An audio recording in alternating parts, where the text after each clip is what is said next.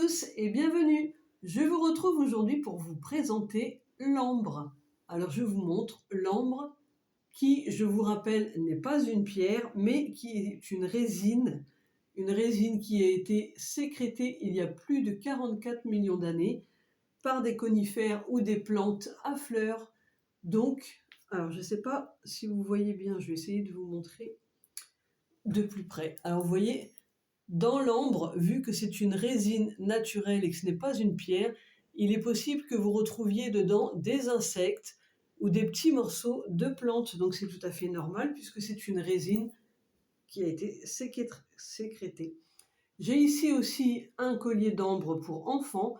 Donc vous voyez, même le fermoir est en ambre et ça ne se dévisse pas, ça se tire justement pour éviter les étranglements. Vous voyez, c'est un clip. Comme ça, si le bébé ou l'enfant se tourne, eh bien, clac, ça s'ouvre directement pour éviter les étranglements. Et j'ai aussi les colliers adultes avec le fermoir également en ambre. Donc il y a plusieurs tailles, plusieurs différentes pierres. Donc il faut savoir que pour l'ambre, il y a à peu près 245 teintes différentes. Donc il y a plusieurs couleurs, vous voyez, jaune, couleur miel, couleur ambre, couleur cognac, etc. Il y a énormément de teintes. Et il y a aussi des ambres avec des petits reflets bleus, donc c'est tout à fait normal. Alors que, pourquoi pouvez-vous utiliser l'ambre? Elle est très connue pour les poussées dentaires et les problèmes de dents, mais ce ne sont pas ses seules qualités.